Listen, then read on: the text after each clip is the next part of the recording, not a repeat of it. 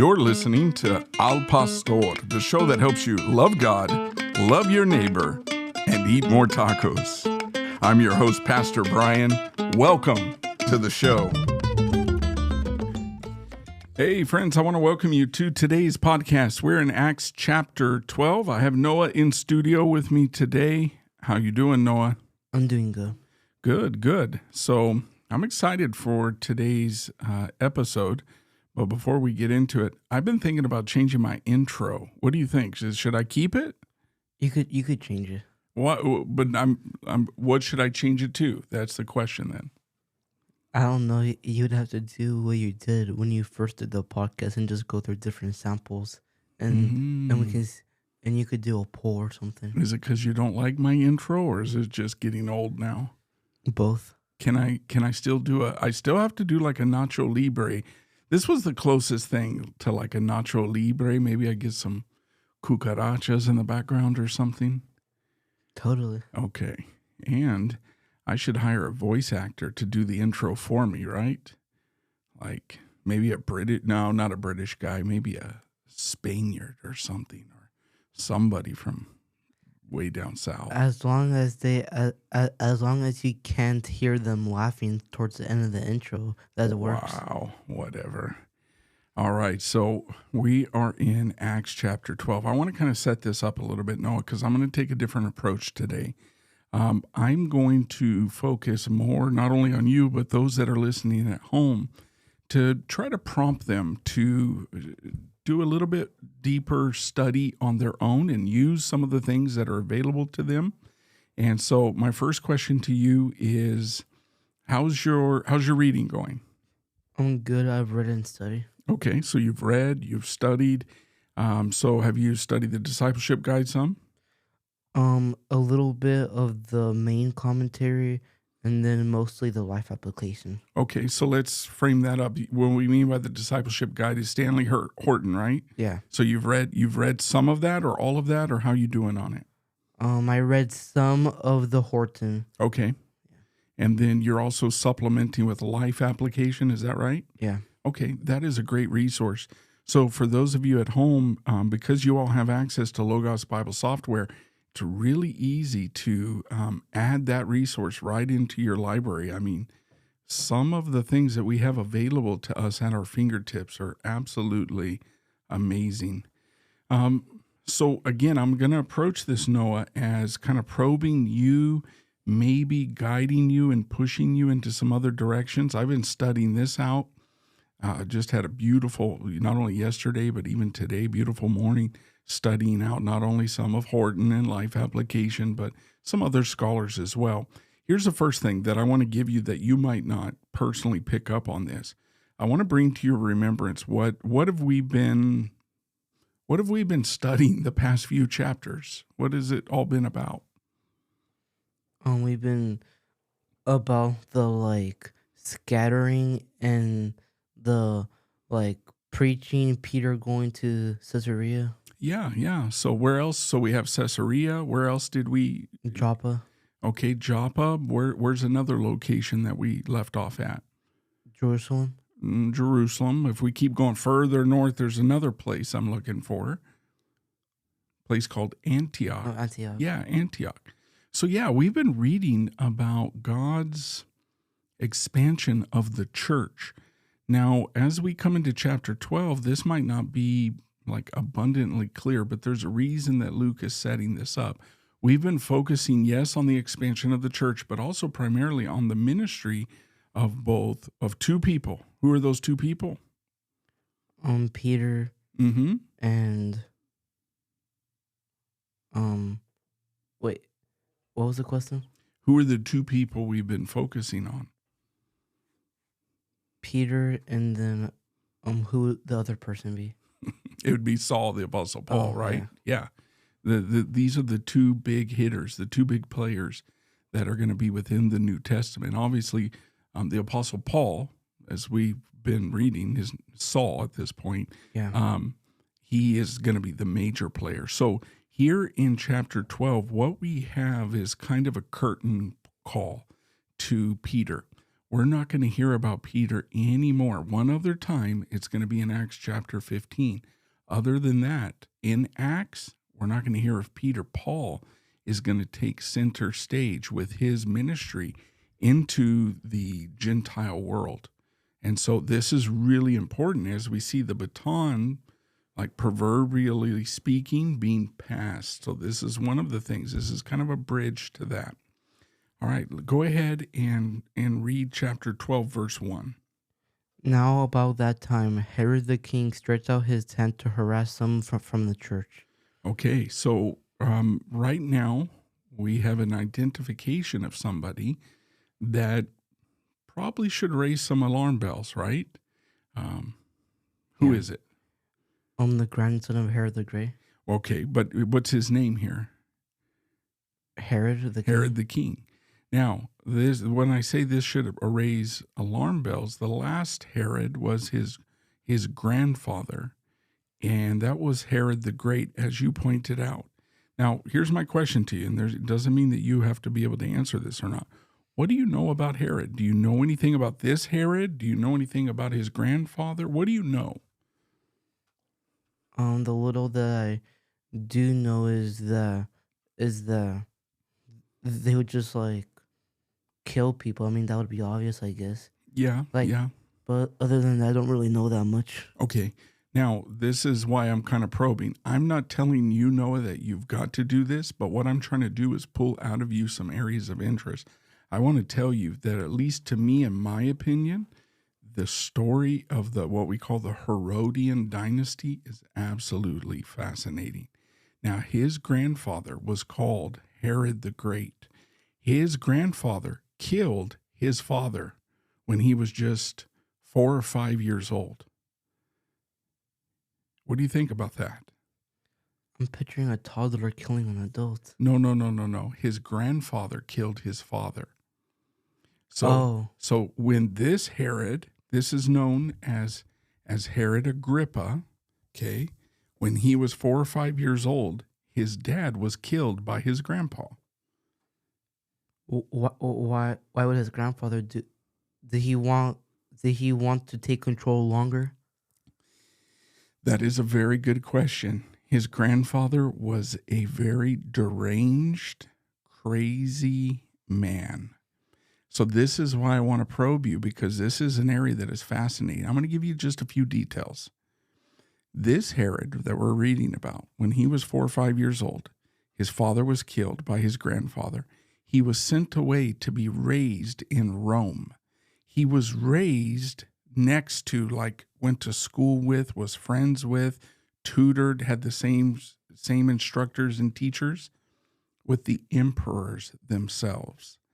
He learned to live a lifestyle of luxury and lavishness. There was at one point in his life, although he didn't have the inheritance, the Herodian inheritance didn't belong to him. Now, he had money because of his name. He had prestige. He had access to some of the finest things in Rome, but he didn't have the big money. But because of his name, he was able to do things that many other people couldn't do. And there's a story that you can study out if you want to. He took out a loan of what it'd be the equivalent of $1 million. And what did he do with that? He used that money to buy his way into power. He would give gifts. Now, a couple of his friends, one of his friends is by the name of Caligula. He was a Caesar of Rome. That's like, what is, when I say Caesar of Rome, Noah, what does that come to mind? What do you think of when I say Caesar? Well, like the ruler of all of Rome, like in the Roman road, he would be like the god almost of Rome. Yeah, he was the supreme leader. Like, this is big time right here. So this is what we would call political theater at its finest. The people would ascend to the throne. They would wonder who would be the heir to the throne. And as Herod, this young Herod, grew up with Caligula, and knew Caligula's dad. There was at one point that he was so friendly with Caligula while his dad was the Caesar that he made a statement one time as he was riding in a chariot and they were going on a little trip. And he told somebody, I'm waiting for Caligula's dad to die so Caligula can take the throne. Well, guess what happened? His dad dies? No, not yet. But somebody overheard it and they told on him. And you know what Caligula's dad did? He had his father. Wait, what? Caligula's dad threw Herod Agrippa in jail. He spent 6 months in a Roman prison. And 6 months later, Caligula's dad died. And guess who took the throne? Caligula? Caligula took the throne. He pulls Herod Agrippa out of jail and honors him and puts a gold chain out of his neck. He had gotten so far in debt at one point in his life, he even thought about taking his own life. Really crazy story. Then he was put into power. Here's why I'm telling you, you might not pick up on this, and I'm not going to give you all the details, but if you're interested, this is a story that is what we'd say made for TV. Like, this is like beyond belief almost. This is why I say political theater. When Israel was ruled, they had not had a king. The last time they had a king was his grandfather. You know who ruled Jerusalem until then? Who? Rome. Rome did. Pontius Pilate. There was no king. So when Herod Agrippa came back, they placed him into power. And he wasn't over all of the region yet, but through a series of events, he actually turned in his own uncle and got Caligula to manipulate the situation. He took over the empire that his grandfather once had, meaning the regions of Jerusalem, Judea, Galilee, all the way up into Syria, Syro-Phoenician. That's why we see him dealing with this. This hasn't happened, Noah, in years that Israel had a king. And here's what's interesting. We see that as he gets into power, he wants to harass some from the church. Do you have any thoughts or ideas as to why this might have happened? He wanted to please the higher ups and get more power, authority, and praise. Yeah, not only with the Jewish leaders and all of them. Yes, the Jewish leaders and the higher ups. He wanted to make sure that he was more concerned with the applause and praise of people than he was with doing what was right. He wanted to maintain everything he had and gain more along the way. Yeah. Now, I want you to think about this, because when we look at the end of, let me find it here. I'm going to just read this here. Let me see. It was the end of chapter, I believe it's chapter 11. Let's see. Actually, no. What are you looking for? There was a phrase, maybe it's in chapter 9. Let me look at chapter 9. Hold on a second. And yeah, it was chapter 9. And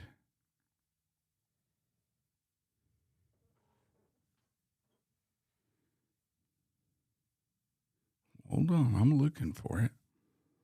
Boy, I should have got this earlier. Oh, it's actually, back in 931. Listen to this.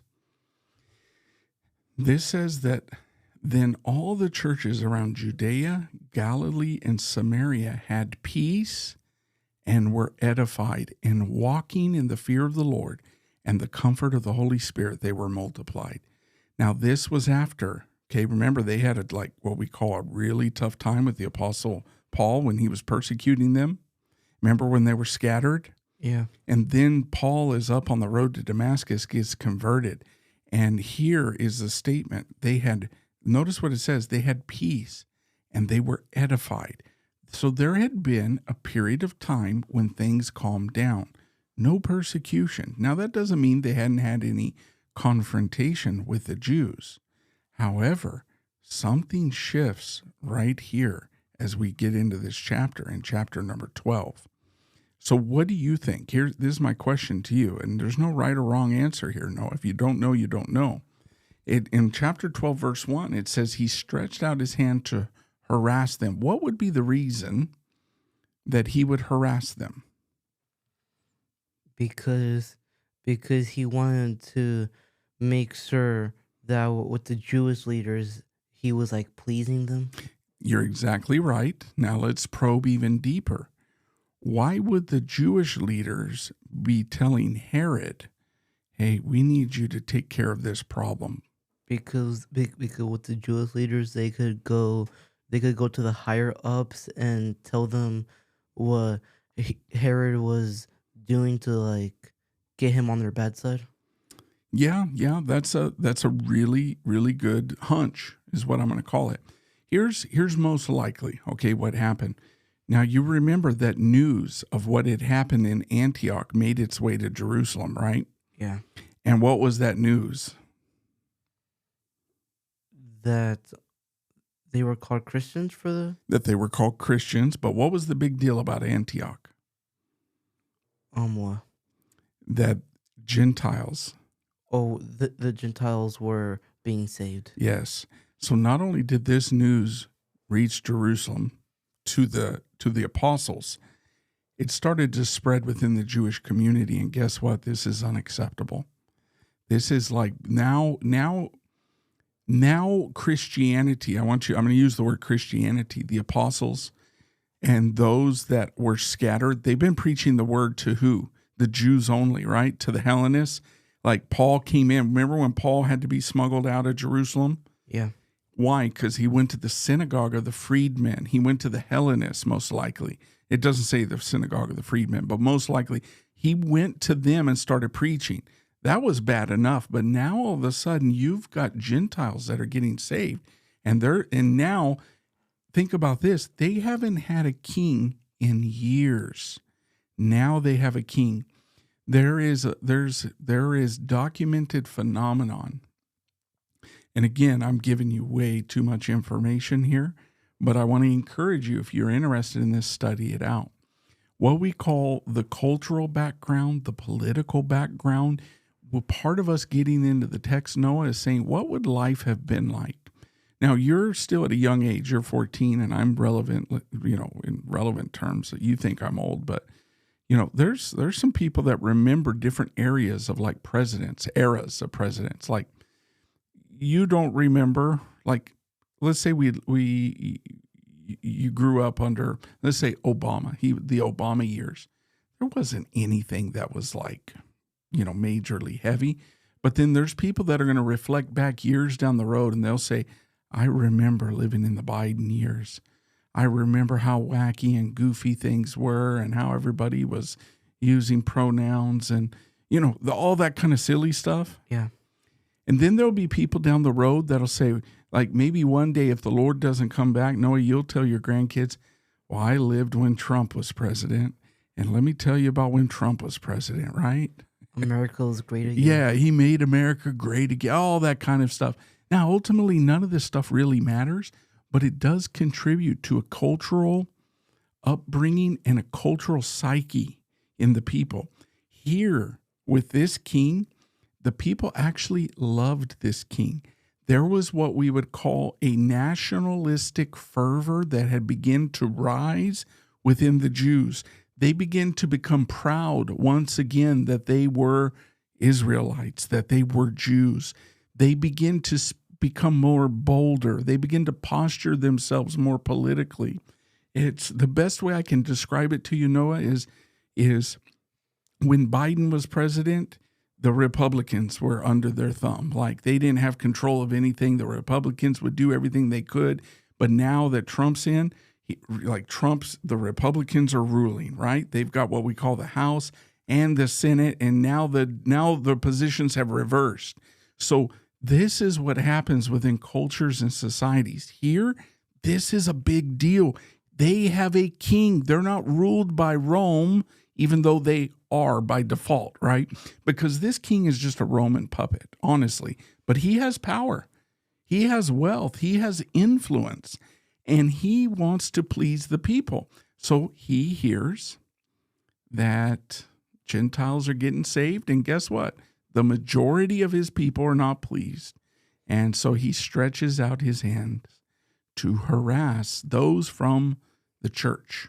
Now, there are also stories about Herod. We can talk a lot about his life on how he rose to power, but the people did love him. He would go to every, think about a public event. Okay, I'm going to use this because I just did it. We had a Little League opening day, right? Yeah. So, Matt had asked me to go pray. I went and prayed and all that. But this is what politicians do. They show up at public events. Now, Herod would show up at public events and festivals, and you know what he would do? He would read the Torah. They would say, hey, why don't you come read the Torah? Did you know that Herod wasn't even a full-fledged Jew? Yeah, he was only partially. Yeah, Jew. he was a half Jew, I guess we could say. And I don't mean that in a derogatory way. In the eyes of God, there's no half and halves. It's all equality at the foot of the cross. But this is a very, very interesting man. So let me tell you now, how might you study this out? Well, on your Bible software, you have the tool called Fact Book. You know what that is, right? And you'll be able to click on his name. Now, you already figured out that he was the grandson of Herod the Great. So if you click on his name, it should take you to an entry called the Lexham Bible Dictionary. And if you have the Faith Life Study Bible, it may even have an entry in there. So that's how you would find out a little bit more information about him. And then you begin to kind of piece these things together. And it's really, not only is it wild, again, it's made for TV kind of stuff. Crazy, crazy. All right. Any thoughts or questions on verse 1? No. All right. You're laughing. Why are you laughing? It's because everything you said was interesting. It was just a long introduction for the first verse. Oh, well, what do you expect? This is the Al Pastor podcast, right? Yeah. Now, here's my intentions when we came in. I said, I'm going to go very, very light. I feel like I am going light because we could do an hour-long podcast.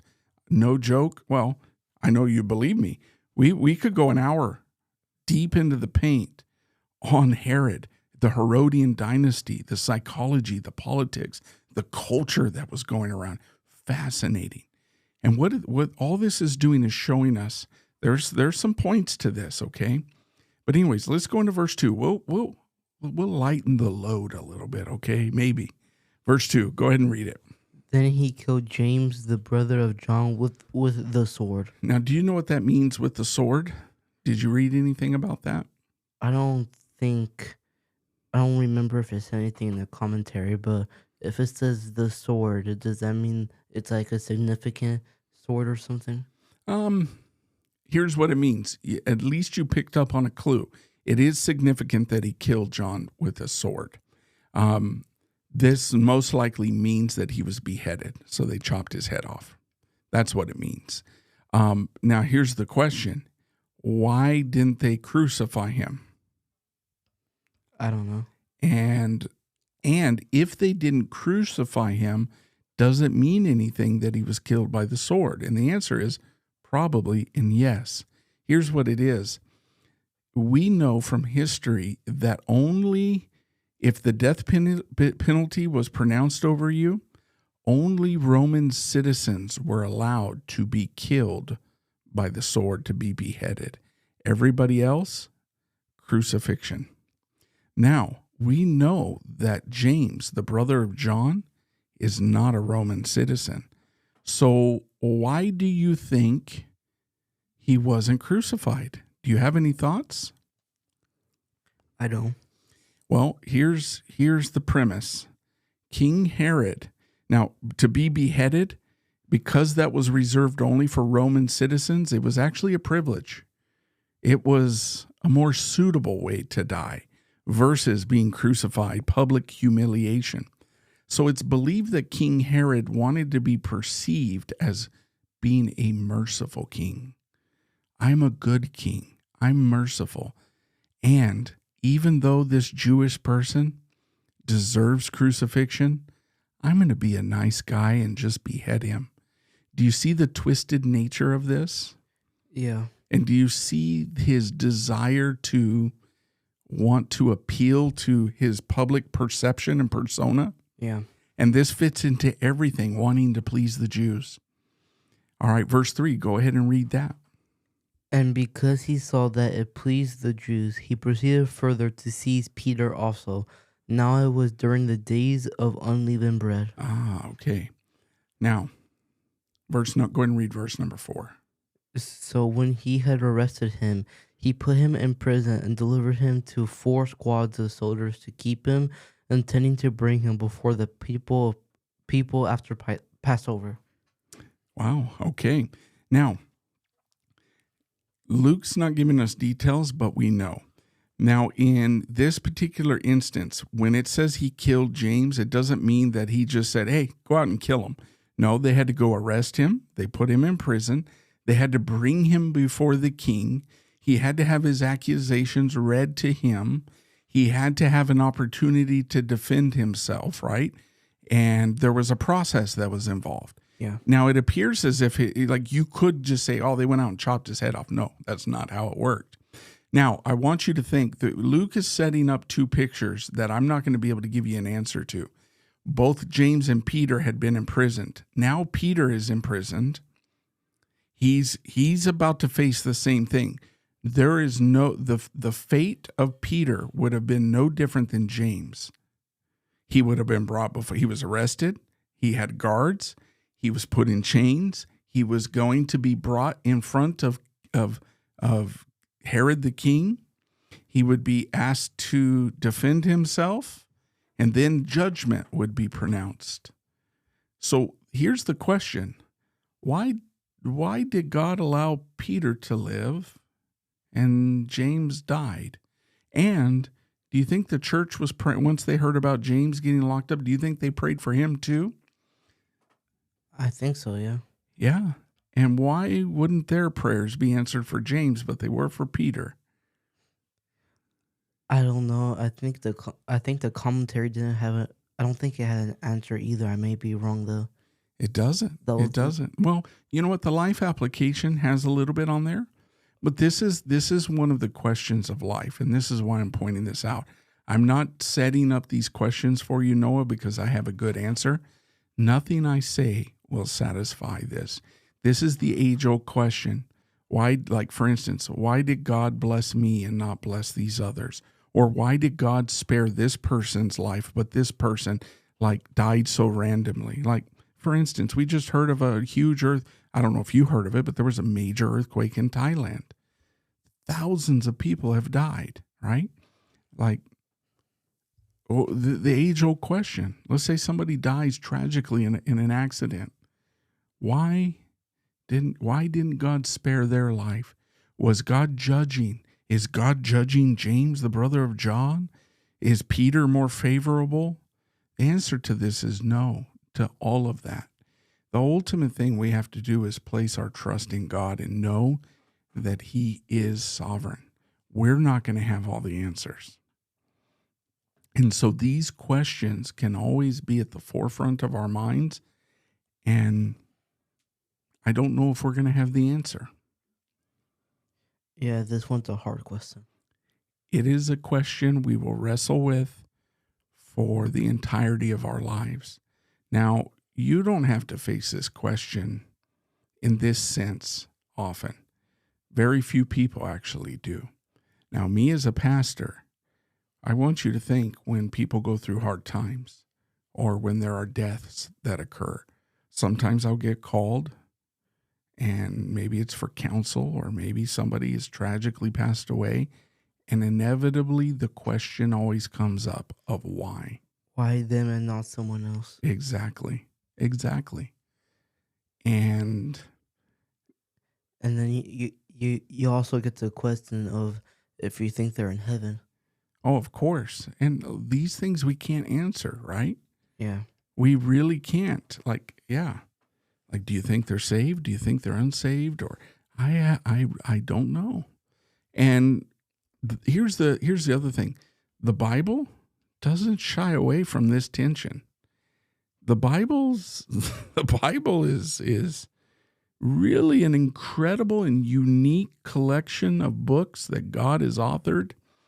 And God doesn't shy away from these questions. This is a big question. So tell me the time. I want you to notice Peter's locked up, and when was it? Um, during the days of unleavened bread. Yeah. When is that? Do you know? No. Okay. So that's something that I'm going to encourage you to highlight. I do have it highlighted. You do have it highlighted. So that's something you need to study out. And then what's the purpose of making this marker in time? I'm going to tell you, but I'm going to tell you just enough in hopes you're going to study it out. The Day of Unleavened Bread is during Passover. Passover feast has 3 titles or 3 separate festivals embedded within it. It is unleavened bread, it is Passover, and first fruits. It all happens during that week. Now, who else was locked up during this same time? The soldiers with them? Yeah, they were, according to verse 4.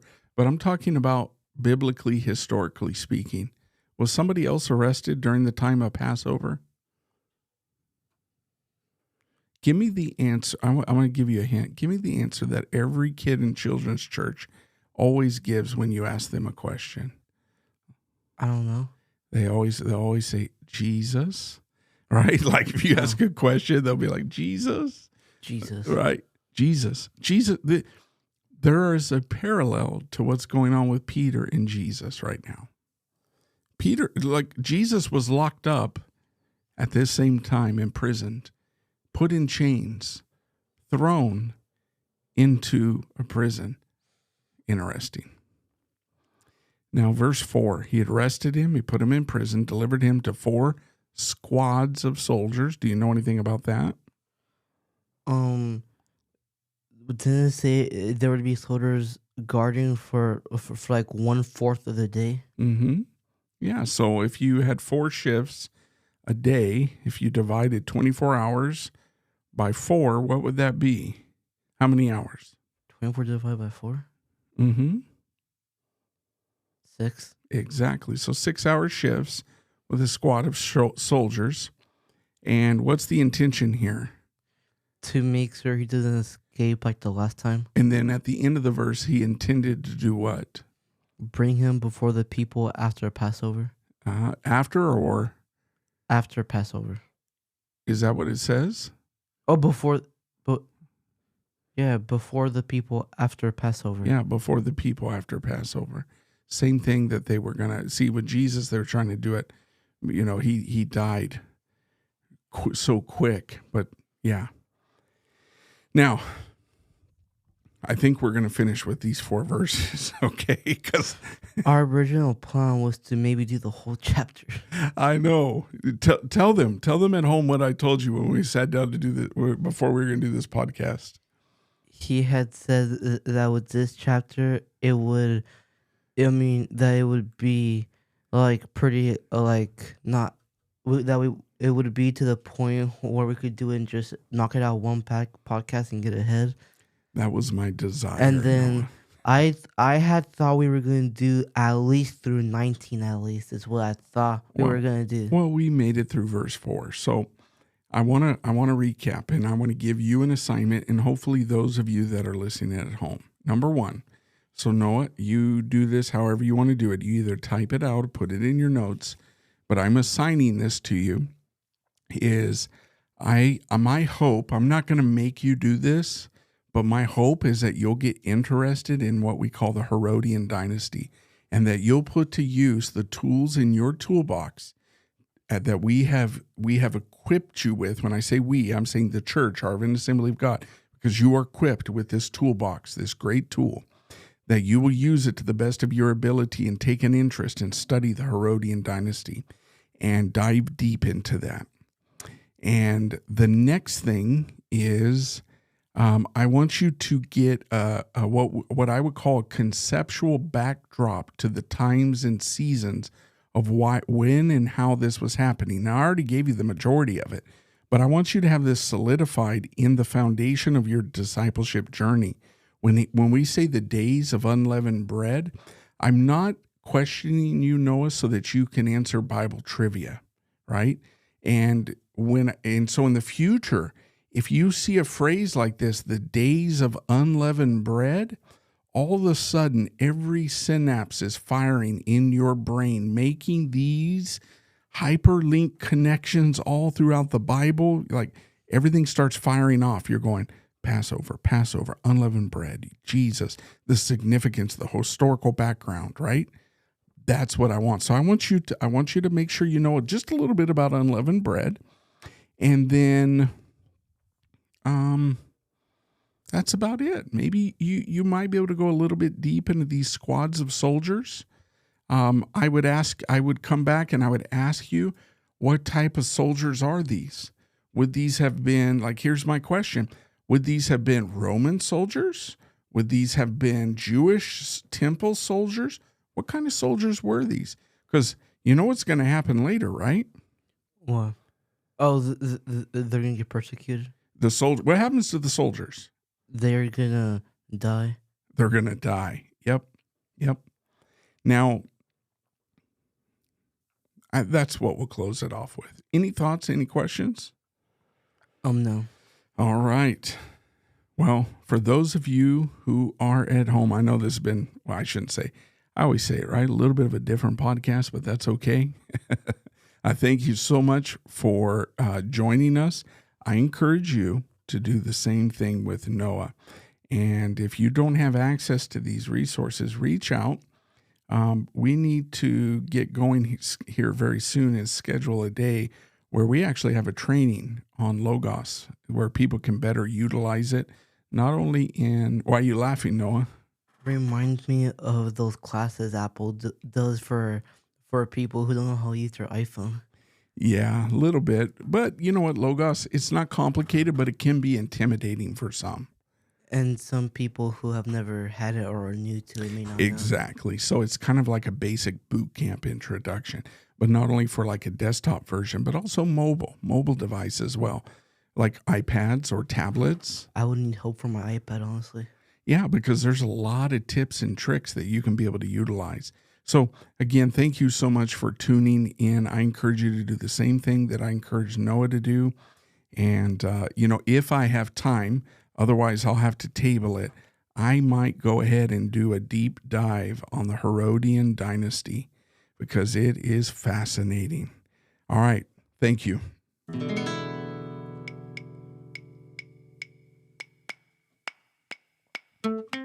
Thank you for listening to Al Pastor with Brian Overturf. If you found value in this, please subscribe and get updates most places podcasts are available. We're right here on Anchor FM through Spotify, also on Apple Podcasts, Google Podcasts, Amazon, and iHeartRadio. I hope you'll tune in for the next episode. Until then, we'll see you later.